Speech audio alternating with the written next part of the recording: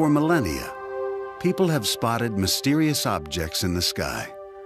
Most witnesses are ordinary, sensible people, startled at what they see. Many now report their encounters to government officials who deny any knowledge of UFOs. Conspiracy? Cover-up? Or an ominous miscalculation of the power of the unexplained?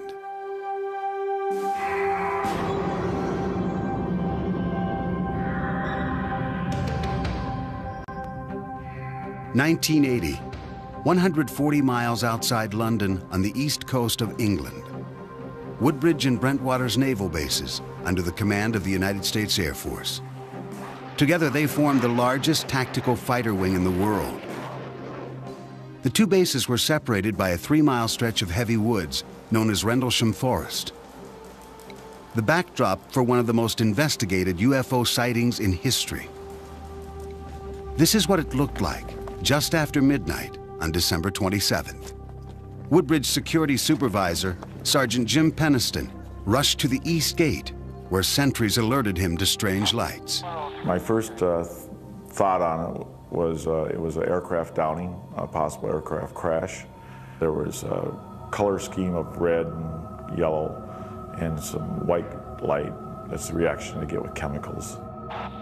Peniston radioed back to the flight supervisor and was given permission to investigate. He and the sentries advanced into the darkness until they stumbled on a sight they could not explain.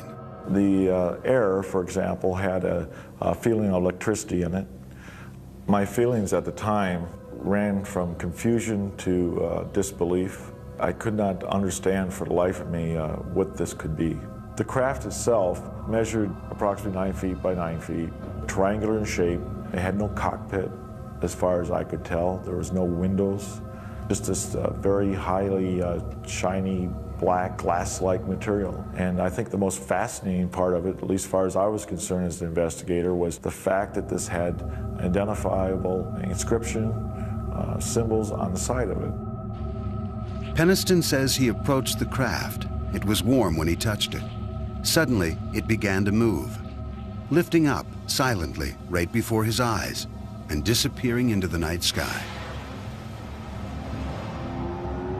Peniston claims he drew this sketch of the craft at a debriefing the next morning with the Deputy Base Commander, Lieutenant Colonel Charles Halt. The next night, Halt received word that the strange lights had returned. Well, the base commander and I looked at each other quite in disbelief. And I said, well, we both agreed we needed to put this to bed. Eager to debunk the entire affair, Halt collected a Geiger counter, night vision star scope, and a handheld tape recorder. Then, with a few men from the Disaster Preparedness Unit, he drove to the area where Peniston had seen the UFO. Soon, the portable lights they had brought mysteriously flickered and died.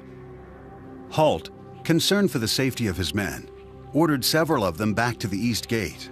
With the rest of his unit, he walked into the forest checking radiation levels. He says they seemed unusually high. Suddenly, off in the distance, Halt spotted a glowing object. This is the actual recording Halt made of his UFO encounter that night. Okay, we're looking at the thing. We're probably about 200 to 300 yards away. It looks like an eye winking at you. And the flash is so bright to the star scope that it almost burns your eye. There's no doubt about it. This is weird. There's something very, very strange. And there we stood. Well, we didn't know quite what to think of that. But when we looked to the north, suddenly there were objects in the sky. And we watched this in awe. Suddenly the object came toward us at high speed. It moved directly toward us. I can't estimate the speed, but it moved very rapidly. Stopped and sent down a pencil-like beam at our feet. And just as fast as the beam appeared, it just clicked off, disappeared. I still have questions as to what happened. I really don't know what it was. I do know it was something strange, something that was controlled by some type of intelligence, and that's about all I really know. 2 weeks later, Halt described the incident in a one-page memo sent to the British Ministry of Defense. The British government never responded to the memo, but word of the encounter spread. 3 years later, UFO researchers pressured the Air Force commander to release the document under the Freedom of Information Act. Well, he released it. And the very next day I got to meet BBC One, BBC Two, ITV, German TV, Japanese TV, every local radio station. They were waiting on my doorstep at home and at the office. It was just unbelievable. News of the Rendlesham incident also generated enormous interest from UFO researchers and skeptics. Here was a case with highly credible witnesses, trained Air Force personnel. Tucson astronomer and retired U.S. Air Force pilot James McGahey is a UFO skeptic who investigated Halt and Peniston's alleged encounter. McGahey insists Halt mistook the beams from a lighthouse 5 miles away for a spacecraft. That object that was winking at him, which is on the tape, is clearly the lighthouse. Now he's looking at the lighthouse, I think, with a starlight scope. Now remember, here comes this beam of light. He's looking at this light with 100,000 times intensity. What it's going to do is it's going to burn out the image in the center, so it's going to become black. And that's what easily explains the beams and these other things. When Halt's tape is played against the flashing from the lighthouse, this seems to be the case. Right in this position here, straight ahead, in between the tree. There it is again. Watch, straight ahead off my flash back there. There it is. Hey, I see it too. I can't explain that. I really don't know. I never gave it any thought. I do know that the whole time we were out there, we could see the lighthouse. And the lighthouse was about 35 or 40 degrees off to our right from where this whole thing took place. Did area radar operators confirm the UFO sighting? Halt says maybe. They really didn't confirm they found anything, although later I found out that when they reviewed the tapes, they did find some things on the tape. If he has a radar report, I'd like to see it, because I investigated this and I couldn't find one. Skeptics also suggest the Rendlesham UFO might have been a meteor, bright stars, or a Russian satellite that fell out of the sky that night. To me, this is just a case of where a number of people saw some lights, got a little excited, thought about UFOs, and all of a sudden everything they see is a UFO. The first night, it was a combination of a satellite reentry, a meteor fireball, and a police car driving around in the woods. The second night, it turns out to be a lighthouse, some microwave antennas, and some stars in the sky. We had a controlled landing. Apparently, there was no crater. We also had a craft that was able to take back off with absolutely no sound, which tells me high technology, and maneuver back through the tree line, rise over the trees, hover momentarily, and then take off at incredible speed. It's just totally ridiculous to even consider that it was a Russian satellite or a meteor. Impossible. In 1991, believing serious questions were still unanswered, the British government finally responded to the Rendlesham incident. Nick Pope, its top UFO investigator, reopened the case. I've always felt that Rendlesham Forest is a case which displays a lot of important factors all drawn together. You have a multiple witness event. Those witnesses are trained military observers.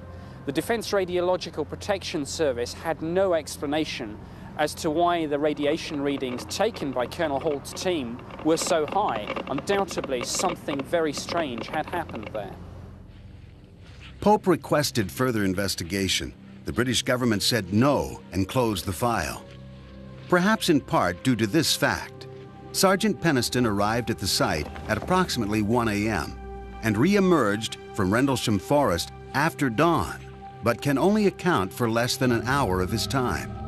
Skeptics question how Peniston could make such an historic discovery and yet not report back to the base for several hours.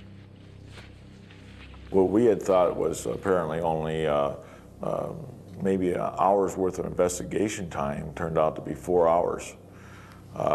I got a feeling that might have been the adrenaline. We were pumped up at that point in time.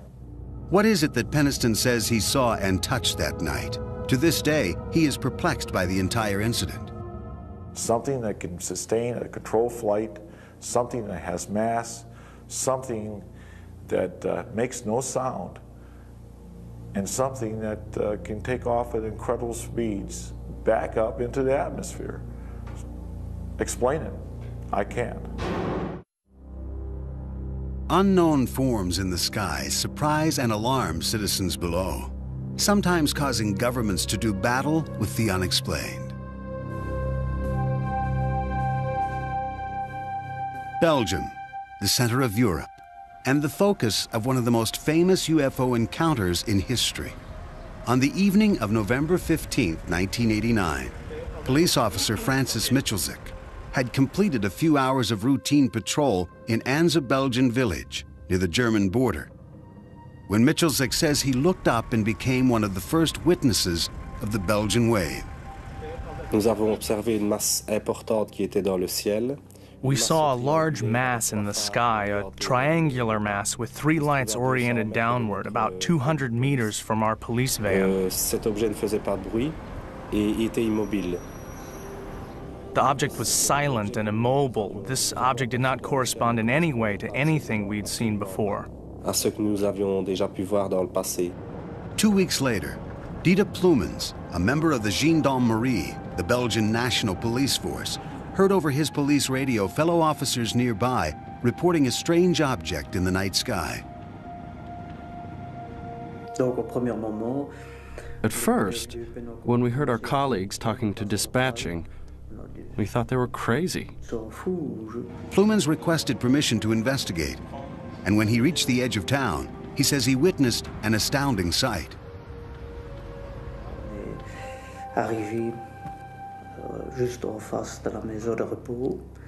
We stopped right in front of the nursing home, and there was an immense object over our heads. The object had 3 lights at its extremities and a blinking red light in the center. At a certain point, I saw a small object leave the large thing, an object which was also flashing, which came straight down and then turned and flew around the back of the nursing home. After that, the large object transformed itself into a single light, and we followed it toward Germany. Belgian radio and TV soon were filled with reports of similar sightings, prompting hundreds of calls to the office of the top UFO research group in Belgium, known by its acronym SOBEPS. Over the next several months, researchers documented more than 800 so-called close encounters. SOBEPS eventually published 2 thick volumes on the Belgian wave. Specific characteristics of the phenomenon were reported by many people. We have hundreds of reports of people who mentioned something below a distance of 100 meters. Then, on March 30th, 1990, the Belgian wave story took a dramatic twist. Near midnight, several police officers called a NATO radar installation with reports of a UFO. Within an hour, that facility and a second radar station were both tracking an unknown flying object.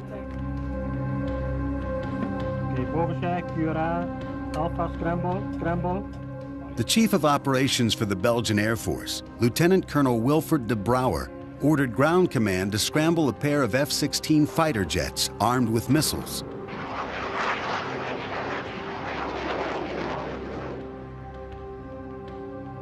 A supersonic high-tech cat-and-mouse game ensued. The jet's radar locked on to their targets 9 times. But with each lock-on, the object drastically changed its position. After an hour, the F-16s lost contact and returned to base. For weeks, the encounter was kept under wraps, but Colonel de Brouwer felt compelled to share what he knew. During an interview with a reporter from one of Europe's most popular magazines, Paris Match, de Brouwer described what happened. The story stopped the presses. Within days, de Brouwer called a news conference and told reporters from around the world what he knew and what he didn't know. This is what the pilots saw on their radar. The UFO appears as a diamond in the center of the screen. What these pilots detected was well outside the normal flying envelope of an airplane. In other words, sometimes they had what we call lock-ons on a target, which gave a parameters varying from speeds between 150 knots till 990 knots. an acceleration which occurred in a few seconds. These speeds would be impossible to tolerate for a human being. Colonel de Brouwer never suggested the mysterious flying craft was from outer space. He only said its speed and rate of acceleration were unexplained. Over the next few months, the sightings became more sporadic, and the Belgian wave came to an end. Did the skies over Belgium become a way station for alien spacecraft? If not, what did thousands of people witness? Physical evidence is the key to proving the existence of UFOs. The Belgian wave, despite hundreds of credible eyewitnesses, has produced only one piece of convincing evidence. This photo, taken by a civilian bystander in the town of Petit-Réchon. The photo was examined by former NASA scientist Richard Haynes, a specialist in vision, optics, and human perception. My analysis of the Petit-Réchon photograph suggests very strongly to me that the object that was photographed does not obey laws of physics as we know them. Second point I would make is it's not a forgery. And finally, I think that there may be some clues in this photograph having to do with propulsion and lift. Belgian scientists and skeptics tried to calm what they considered the UFO hysteria of the Belgian wave. A professor at the Astrophysics Institute at Belgium's prestigious University of Liège, Pierre Mega, decided to put the Petit-Réchon photo to his test. We tried to reproduce this photograph, and we produced this picture, which is well, very close to the original picture. So I think the only way to go ahead and to try to understand more is to do as we did, to analyze the witness report together with the photograph and to see if everything is consistent. And there are so many inconsistencies that it's very hard to believe it's a true picture. I don't see how someone could recreate this down at almost the grain level of the film. It would take a Steven Spielberg kind of a capability to do this in a technical laboratory. The most convincing evidence for the skeptics' position involved the radar lock-ons by the F-16s. Belgium's Electronic War Center analyzed the radar tapes and found that the object descended below ground level at some points, a physical impossibility. The center concluded that all but one of the radar lock-ons were really caused by electromagnetic interference or unusual atmospheric conditions. Eventually, even SOBEPS agreed. But one major question remains unanswered and unexplained. Experts say that when ground-based and air-based radar track the same object simultaneously, the object is real. One of the lock-ons, a simultaneous tracking of the UFO by one of the F-16s and the ground radar station, has never been explained. If I remember, it's lock-on number 9. Which has some very weird characteristics. And these characteristics doesn't fit with atmospherical explanation, not at all. Thousands of people still wonder if what they saw came from another world.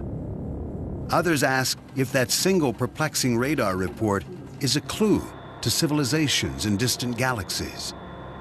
Questions for those who find answers in the unexplained.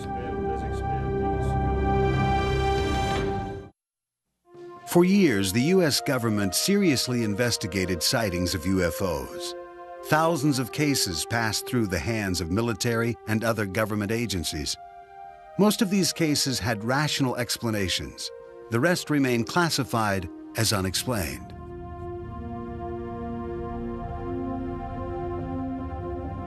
"50-year-old Polish immigrant and amateur geologist Stephen Mahalik looked forward to his weekend getaways alone in the Falcon Lake area, 90 miles east of his home in Winnipeg, Manitoba.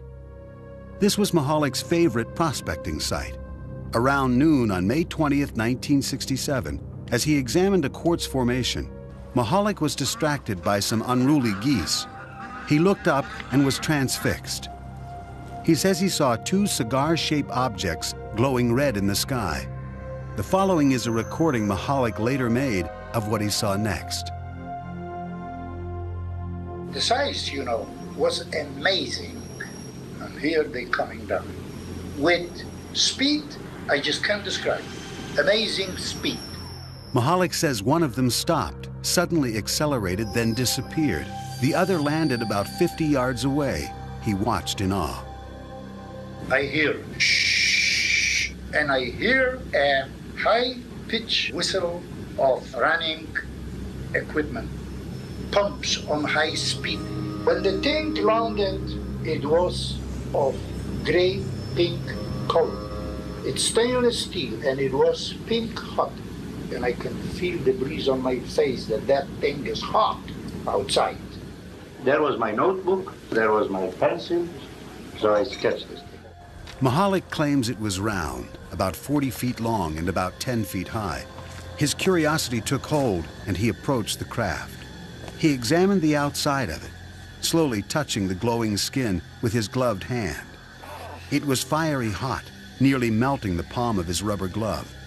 Mahalik says the craft rotated, turning its grid-like exhaust vent toward him. The blast of hot gas from the vent knocked him to the ground, setting his shirt and undershirt on fire. The craft suddenly lifted off the ground, according to Mahalik, and soared straight up. He threw his burning shirts to the ground, dazed and in severe pain from burns to his chest and stomach. Mahalik says he wandered around for what seemed like hours before he managed to gather up his supplies. He found his way out of the woods, caught a bus, and later that night arrived back in Winnipeg. Still in pain, he rushed from the bus station to nearby Misericordia Hospital, where he was treated for first-degree burns. Mahalik claimed the blast from the craft had etched a grid-like pattern into his abdomen that matched the pattern on the exhaust vent. The next day, Sunday, he was spirited off to the St. Regis Hotel after convincing the managing editor of Winnipeg's highly regarded daily newspaper, the Winnipeg Tribune, that his extraordinary encounter was real. At that time, I said, okay, as any newsman would have done, draw it. I gave him a piece of paper. I think that drawing has become the most famous UFO piece of evidence in the world today. He sat down, he drew it in front of me. I hid it. I talked to him. I called doctors, I called police, and I sure as hell didn't want the Winnipeg Free Press getting the story. Monday's edition of the Tribune led with this headline: Mahalik soon became a sensation worldwide. What followed was one of the most intensely examined UFO cases on record.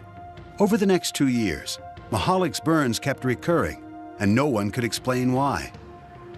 He was examined by more than a dozen physicians in Canada and the United States, including doctors at the Mayo Clinic. An investigation by the Royal Canadian Air Force concluded that the abdominal burns sustained by Mr. Mahalik remain as unexplainable as to the source of the burn. The Mayo Clinic psychological report concluded that Mahalik was not prone to delusions, hallucinations, or any type of emotional disorder. Perhaps the most influential investigation was conducted under the auspices of the United States government. The chief investigator, physicist Roy Craig, is now retired and raises llamas on his Colorado ranch. His job was to examine UFO reports and find physical evidence. We responded to the Falcon Lake report as soon as we could. Now, there's no value in seeing a landing site that somebody's had a chance to go back and prepare for me to look at.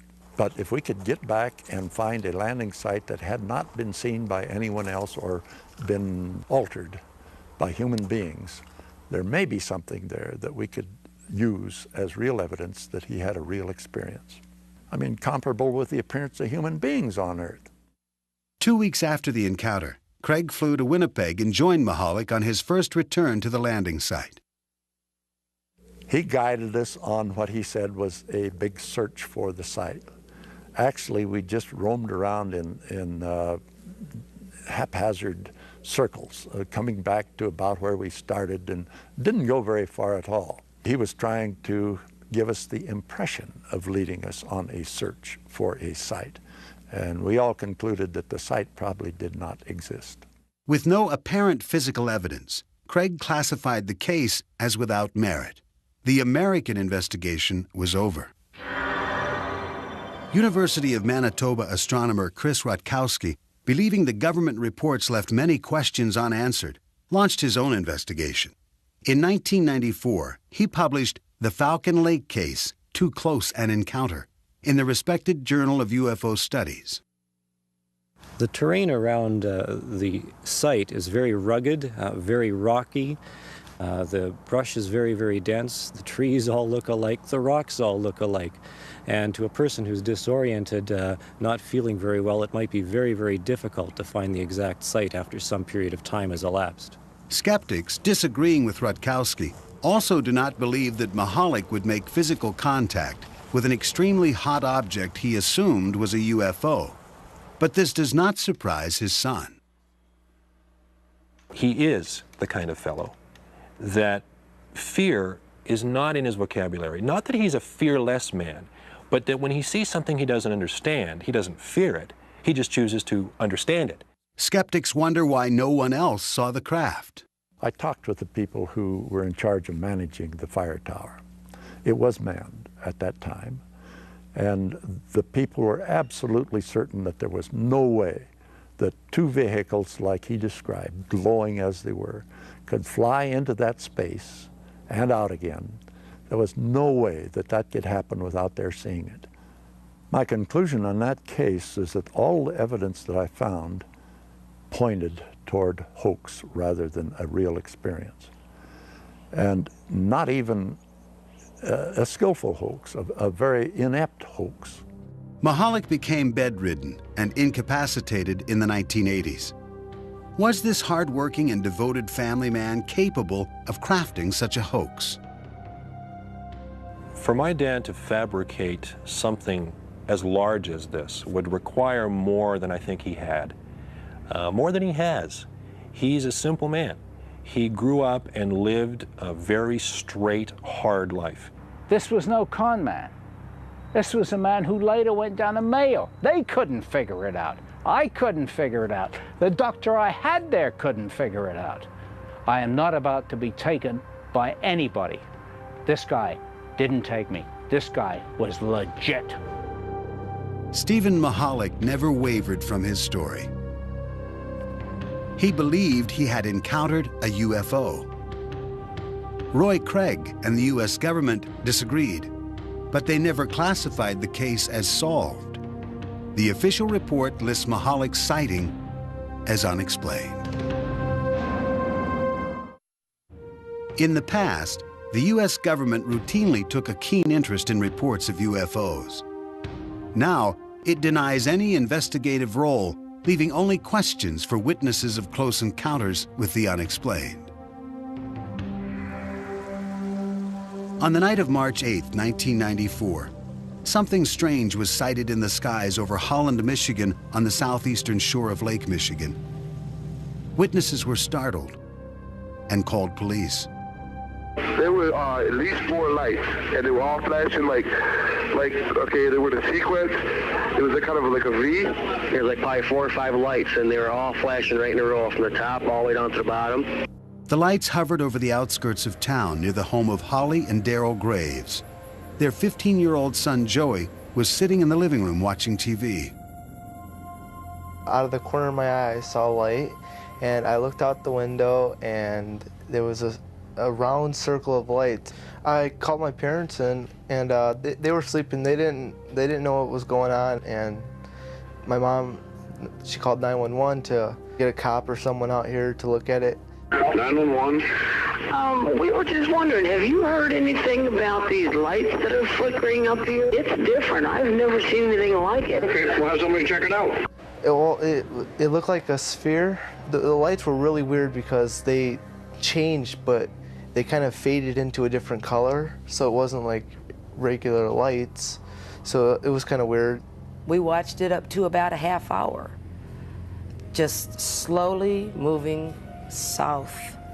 We were just in awe, I think, about the whole thing. There was no noise. It was very peaceful out.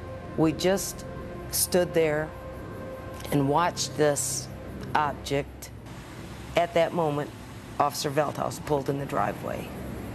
Well, what I saw were two bright lights. Their movement was something that really caught my attention. Their speed accelerated, and then it slowed down again. And I decided to have our 911 dispatcher contact a radar operator in Muskegon, Michigan.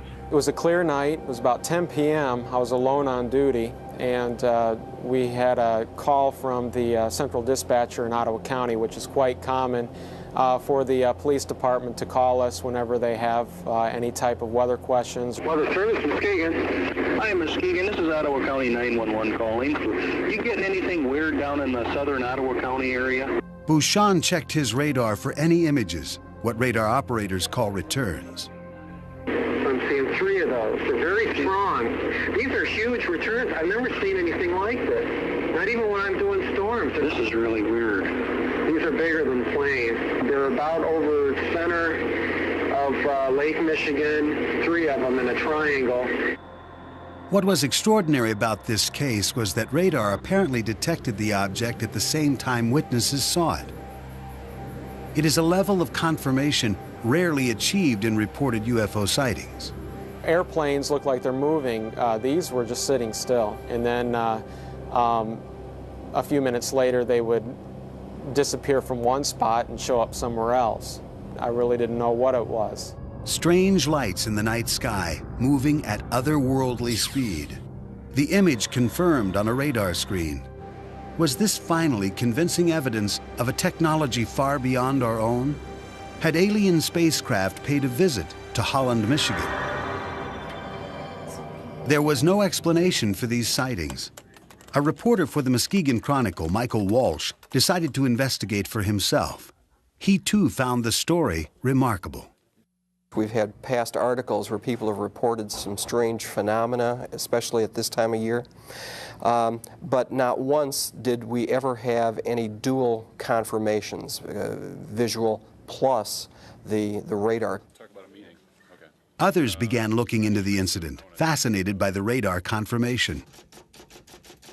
A professor of natural sciences and, at the same time, the editor of the Journal of UFO Studies, UFO researcher Michael Swords met with radar operator Jack Bouchon. We went into the radar room. This young fellow really knew how to use the equipment. He would show us the difference between a hard count of something like an airliner and a soft response of something like a storm cloud. And it was obvious this was an extremely competent operator. Skeptics point out that Bouchon was still a Weather Service intern at the time of the sighting. California engineer and skeptic Robert Schaefer thinks he can explain what the images really were. The National Weather Service says that they tracked the number of objects over Lake Michigan, but of course not everything that turns up on radar is a solid object. Radar is subjected to mirage conditions of various kinds. Schaefer believes that the sightings over the lake can be explained by a natural phenomenon, which usually happens over Lake Michigan in the spring. Warm air moves over the cold waters of the lake. The layer of cold air trapped beneath the layer of warm air creates a mirror effect in the sky by bending the light. This effect is called a temperature inversion. One of the best-known investigators of UFO sightings, Philip J. Klass, is a technical journalist for Aviation Week in Space Technology and an expert on radar systems. Ground radar, especially during temperature inversion conditions, the rays can be, instead of going straight out, they can be bent downwards, so where you get echoes from the ground. We're trained to know the difference between temperature inversions and, for instance, precipitation, because they appear to be the same thing. Klass says that since Bouchon was using old linear radar, not the newer Doppler radar, the images were probably atmospheric tricks. It is a weather radar. It is not designed, especially, to detect metal objects or aircraft. These returns were not only hard returns, but they showed up in this geometric pattern. And that when, say, the lead return would move out into Lake Michigan, the other two would stay behind. Then they would move to reform the triangle. In fact, according to Muskegon Chronicle reporter Michael Walsh, most of the UFO witnesses did report strikingly similar patterns, shapes, and sizes. I believe that each of them sincerely believed what they saw was something extraordinary. That's not to say that it's extraterrestrial or paranormal. It may very well be a very physical manifestation of something that we don't yet know about. There is no consensus on what the UFOs over Holland, Michigan might have been. Skeptics point to a temperature inversion and its effect on both the lights in the sky and the radar on the ground. Witnesses, including a Weather Service radar operator, say they know they saw something real. But what was it? I have no idea. Personally, I'm not sure what I saw either. Well, it was a UFO. I was like in awe. Do these eyewitness accounts and the radar confirmation merit further investigation? The government answered that question long ago. It says no, leaving this encounter one that may forever remain unexplained. Since the 1940s, believers in the unexplained have charged the U.S. government with conspiracy and cover-up. In the 1990s, those charges concentrated on a super-secret military base.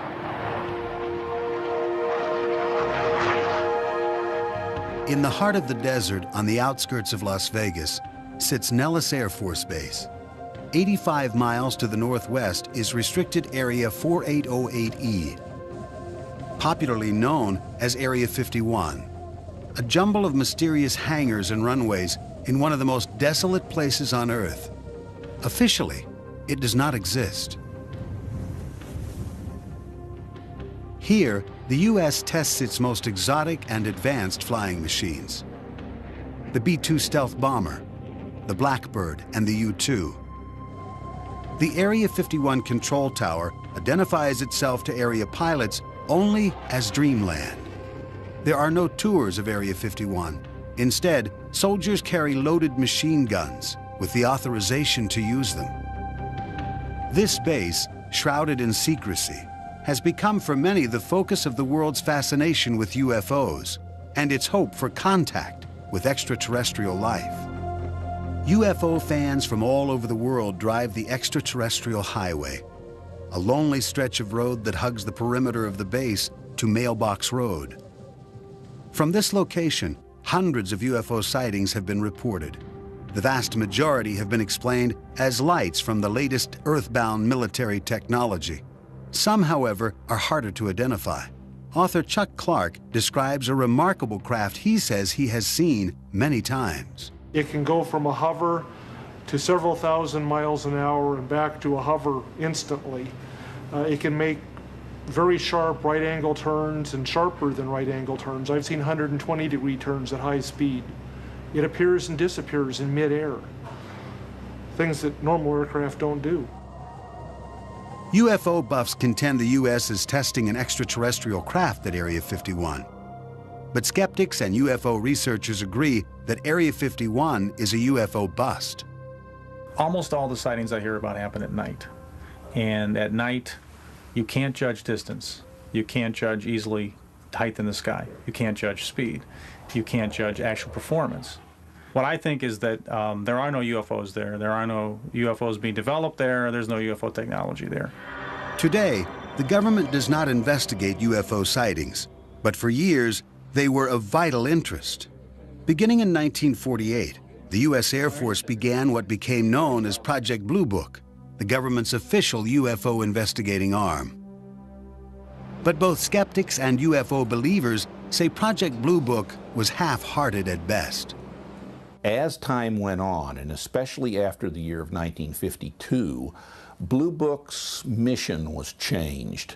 It was changed from being a somewhat serious look at unidentified flying objects to be basically a public relations office to try to diffuse emotionalism that was occurring in the American public about this.